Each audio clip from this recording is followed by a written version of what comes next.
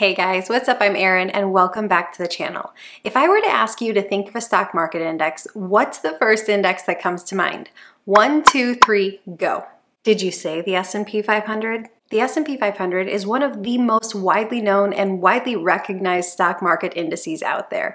In fact, it is so ubiquitous that often other mutual funds are required to compare their performance to this benchmark. And have you ever stopped to wonder why? It's definitely not the biggest. There's plenty of other larger indices out there. Think the Vanguard Total Stock Market Fund as an example, which encompasses, as its name suggests, every stock available on the market. And it's not because it's the best performing index out there. Of the most well-known indices, that award would go to the NASDAQ. For better or worse, the S&P 500 is often seen as being representative of the market as a whole. How many times have you heard people talk about the market performance and then throw up a chart that looks like this? I know myself that I have done this, but it is worth considering that the S&P 500 itself is not the market. It is one segment of the market. It's roughly the 500 largest domestic US-based companies. Now don't get me wrong, I'm not bashing the S&P 500. I myself am an indexer, which means that I love the S&P 500. Literally, when you sign on to become an indexer, you take an oath where you solemnly swear to love the S&P 500. Okay, you don't really do that, but I'm just saying, as an indexer, I'm a fan. But let's take a moment to talk about the history of the S&P 500. And to do that, I feel like you first have to talk about the history of the Dow Jones. The Dow Jones Index first came about in 1896, and it is composed of 30 stocks. And it was developed as a way to measure the overall performance or the overall health of the stock market. Because when you start investing in the stock market, a natural question that you end up asking is, hey, how's the stock market doing? But the market itself was composed of hundreds, or actually literally now, thousands of stocks. And when there's so many, you kind of need a way to assess the overall pattern, and creating an index is a way to assess that pattern. These days, if you're looking at the New York Stock Exchange and the NASDAQ, you're looking at over 10,000 individual companies. So as you might imagine, a collection of just 30 companies might not be the best representation of that.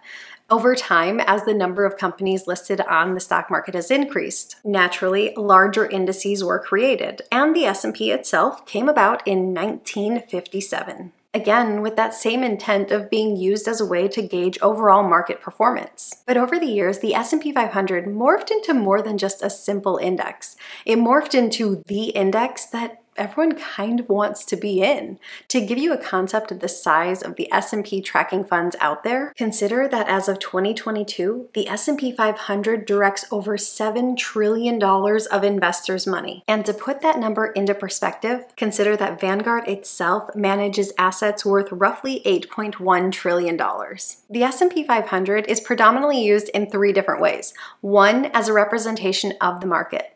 2, as a representation of passive investing, and 3, as a benchmark for other funds to measure their performance against. And it's actually these 3 uses of this index that represent the potential misuses of the index. As previously mentioned, the S&P 500 is a composition of roughly 500 stocks, technically 505 of the largest US-based companies based on market capitalization. Therefore, rather than being a representation of the stock market itself, it's more a representation of the performance of large cap stocks. It's not a great representation of mid cap stocks or small cap stocks simply because they're not included in the index. And because the index leaves out certain segments of the market as a whole, it's not a perfect mirror of the market. Passive investing. The S&P indices aims to include about 500 securities on the S&P 500 at any given time. However, rather than mechanically selecting, for example, the 500 largest securities, the methodology defines certain thresholds such as size, liquidity, and financial viability. Securities that satisfy these thresholds are eligible to be added to the index, but eligible doesn't mean they're automatically added. And once a company is added to the S&P 500, there is a strong desire to keep it on the list. So if the company fails to continue to meet this criteria, it doesn't mean it's automatically kicked off the list. As really, one of the primary goals of this index is to reduce turnover, and that is one of the basic tenets of passive investing. An index constituent that appears to violate criteria for addition to that index is not deleted unless ongoing conditions warrant an index change. What's really interesting about this, or at least interesting to me, is that the S&P 500, which is kind of the epitome of passive investing, literally that hands-off approach, has an active committee that oversees which companies participate in the S&P 500 and which companies are dismissed from the S&P 500.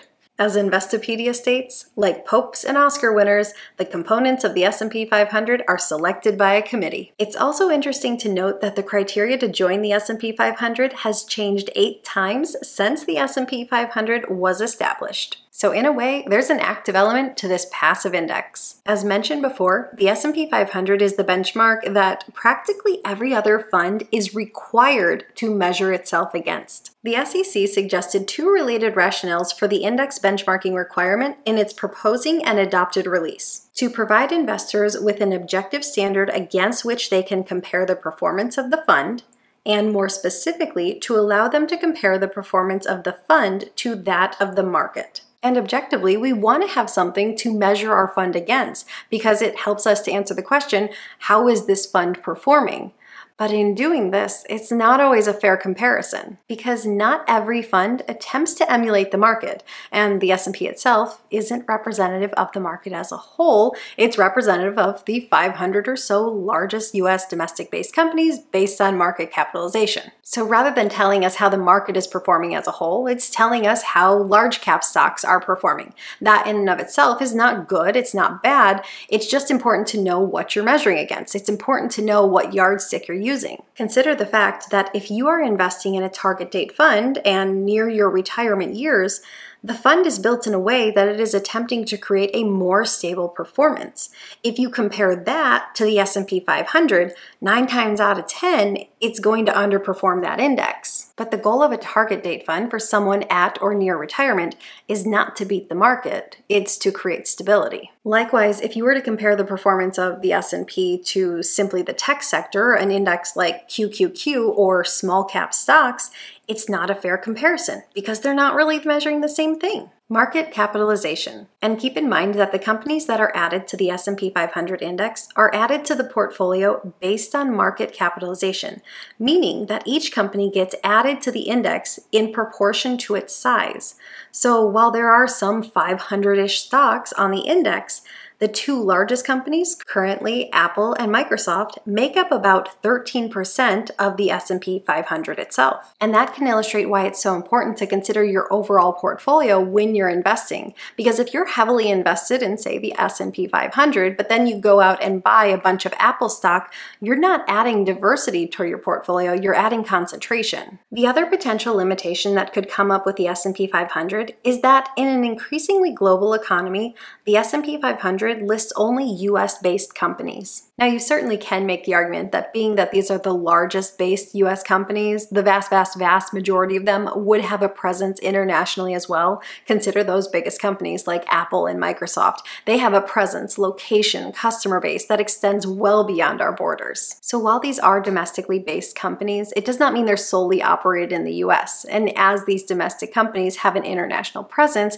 that will bring somewhat of an international presence to the fund. And perhaps you've heard the term index bubble, referring to the fact that when a company joins a popular index like the S&P 500, you might notice that stock price shoot up a little bit as all of these S&P tracking funds now have to go out and buy this stock to add it to their index.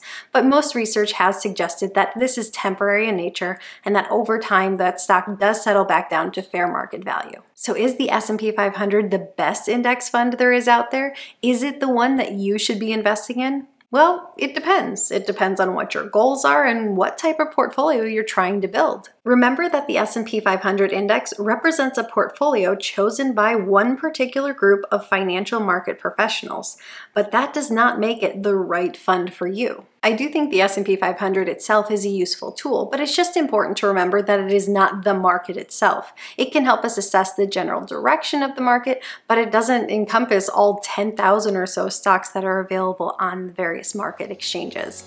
What kind of funds do you invest in? Do you use an S&P tracking fund? Let me know your thoughts in a comment down below. Personally, I actually don't have any funds in an S&P tracking fund. I'm a VTSAX kind of girl.